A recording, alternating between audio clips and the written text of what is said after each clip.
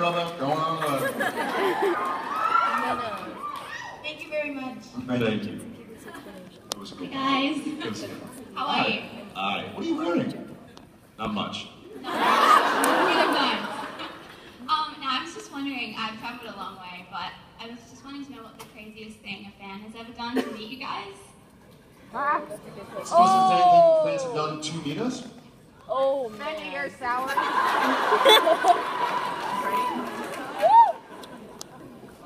That's a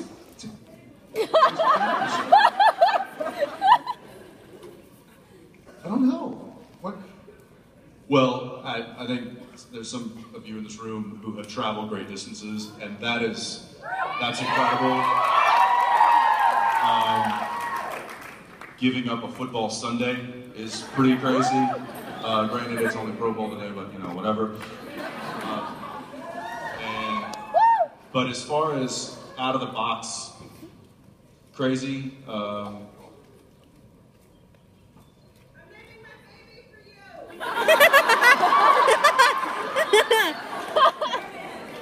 yeah, but does that mean we're gonna meet? I'm just kidding. I will meet your baby. Yeah, someone sold their soul apparently. I don't know. I have to kiss Mark. That's a great question. You know, it's one of those funny things. I think about like what I was a fan of. Growing up, you know, I like Star Wars books, and I like the James Bond films. And I went to when I was on Gilmore Girls. I went to.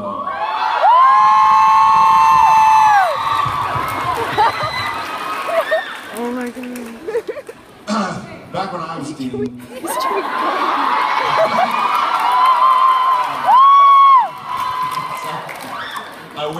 I went to a convention like this, but for many things, so that I could meet Richard Kyle, who played Jaws in the James Bond movies.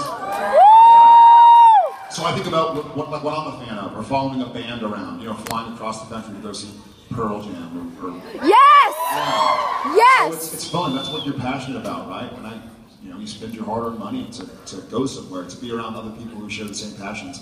So this is not a carte blanche to do crazy things. Like, don't hurt yourself or me, hurt Jensen.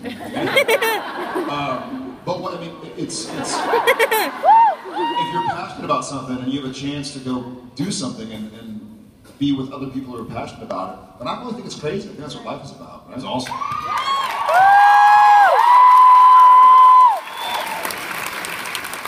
When Jensen wanted to meet me, he wore that outfit though. Thank you very much. Hi guys. Hi. My question to Jensen is, what was your first impression of Misha? And then to Jared, can you do your best impersonation of Misha? Because that's what I had him do for you.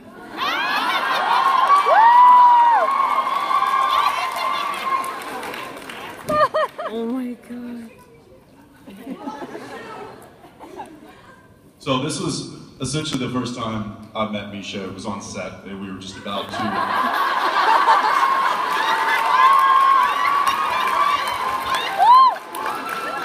And we were just about to rehearse the scene where the character is introduced for the first time, where he comes into the barn and the lightning, and so I didn't really get a chance to meet him because I was working shooting a scene with Jim Beaver, and so all of a sudden they just bring this new guy on set. They're like, you know, we're just going to get right into a rehearsal, we'll block out the scene. I'm like, okay, great. So then basically this is what happened.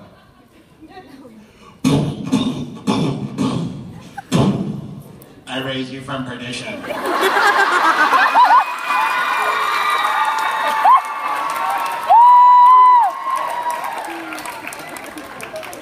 So I did that, had the scene, and my face was... And then I quickly found Jared, and I was like... Hey man, how's the, you've worked with that new guy, right? What's it, Masha? I don't really know how to say it. I don't know how to pronounce his name. What's it? But is it good? How's it apparently it's not even his name, so... Wait, so he chose a fake name, and it's Misha? Yeah, exactly. I don't know. Weird, but what's more odd is I think he's got like throat cancer or something. something's going on. Can I give you a hand? Can I? It worked. That's the strangest thing I've ever Wardrobe. done. Can we? Yes. Okay. Yeah. He Lost uses my the shoe shoe. quite a bit.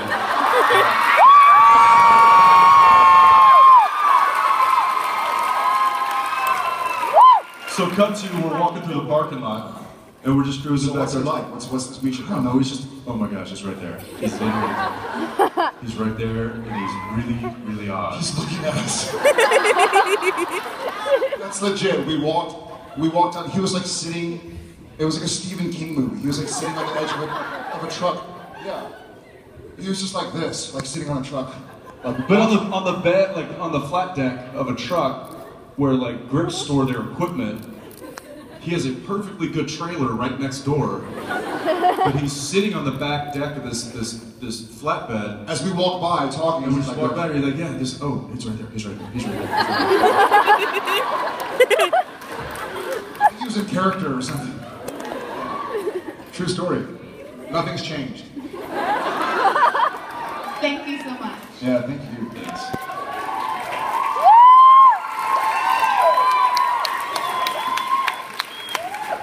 Hi. Hi. How are you guys? Good, how are you? Great. Fantastic. So my question is, since you guys have both been on TV shows and movies, what's your favorite to act in? My favorite to act in. This is an enormous caveat. I probably prefer movies, but I obviously prefer Supernatural over everything.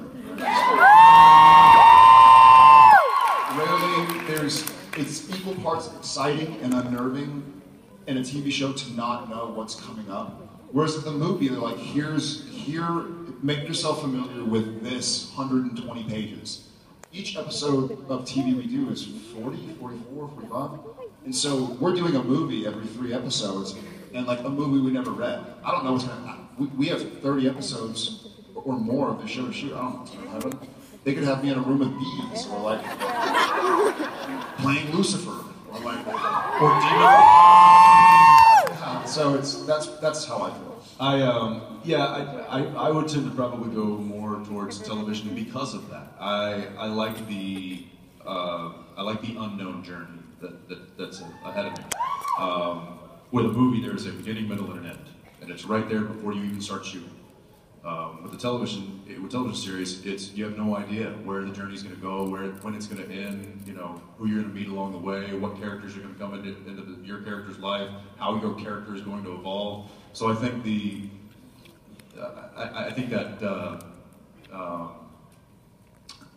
not uncertainty, but the unknown and You're not in the way. the journey to find where this is going is exciting for me, and so I would prefer that. But obviously, I enjoy both. And as far as the legitimate just shooting day, the literal day of shooting, I like TV more. Oh yeah. Because you'll do a movie, it'll take you a day or 2 days to shoot 2 pages. You feel like you're pulling teeth. You're like, we're still doing this scene, we've been doing it for 12 hours.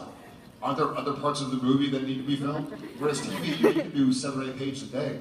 And as difficult as those days are, as stressful as they are, like, dude, we have like a monologue in this scene, and then we have another 2 scenes later with more speeches, we're crying, and then it's like a fight scene or something. And then it's hectic, but at the end of the day, you're like, oh, that felt good. Like, that was awesome. Big day, go home, go to sleep, wake up, do it again. So that's exciting. That kind of breakneck pace, I'm really into.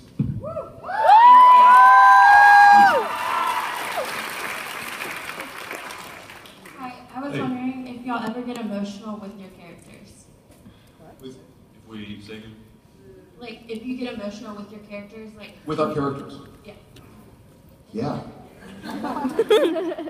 He's like, yeah. Specifically? Just like in everyday life, like if they're going through something, or they're mad, are you mad in everyday life? Like, you mean, do we take home what we're working on screen kind of thing? Like, are we feeling the emotions that Sam and Dee are going through? kind of, but not like to the extent of taking it home, just like feeling it every... I don't know.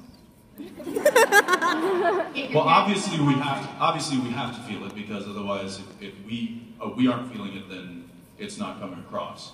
So I think there are two kind of styles of acting. I think he and I are more of, so there's one style of acting that it's purely like pretend, you know, and it's classically it's very staged, very like, well, here's how happy I am, you know, like, look, can't you see? The other one is really trying to get yourself to a place where it becomes true for you, where you really feel it, and sometimes it goes overboard. Sometimes there are scenes that he's done or that I've done where the emotion is taken over, because you're still a human. There's a book, it's a Malcolm Gladwell book, it's either Tipping Point or Blink, and it talks about, they did a study where they connected all the nodes or whatever to someone's brain to see what their serotonin hormone levels are doing, and they had them hold a pencil between their upper lip and their nose like this.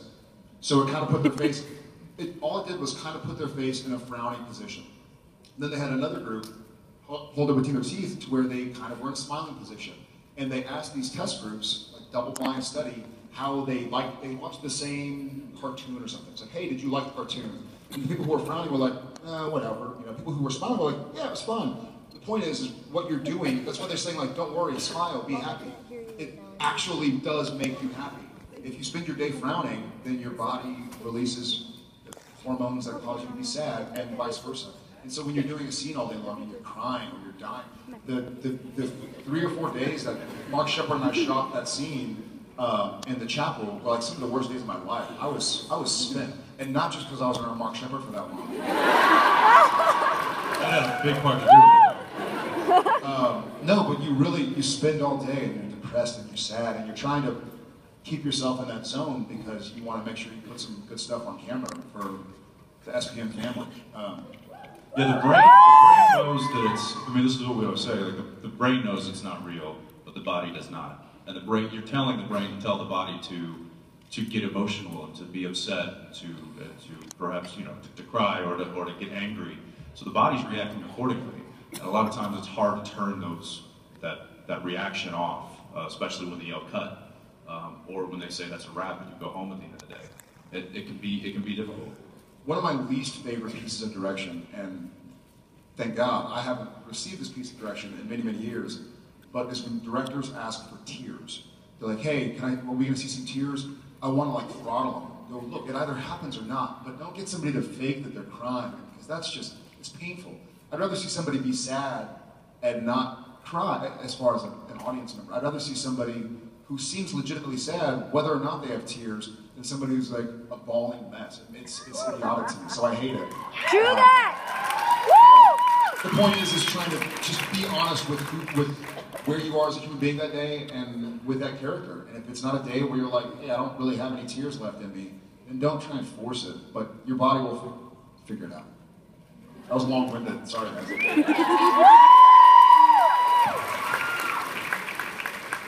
Hi. Hey guys, I'm trying not to stutter this time. So, like in different parts of Supernatural, you have to like make when you get punched a bunch and you have to get all bloody and stuff. So when you first had to start doing that, what was that like? You starting to do stunts? Well, not stunts, like the makeup you have to wear. Is it uncomfortable? Oh, wearing the like all the blood and the cuts and the bruisings and stuff. You forget it's on unless it's a prosthetic. I don't forget it's on.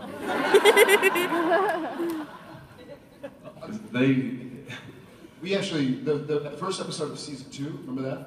First episode of season 2, after the car accident, when we're all sitting out there in the field and the ambulance is there, there's this big setup, this big shot, and Sam's going like, where's my brother? You know, he's freaking out, and he's in the stretcher, and it was a July day in August, it was a very hot day, and I had spent like 2 hours, possibly more, getting prosthetic eye pieces to make it look like I had a bulging black eye, you know?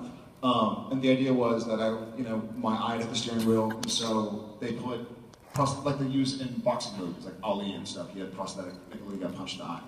So spent a couple hours doing it, and then it's time to shoot. It's this big setup. It's Kim Manners directing. Want to do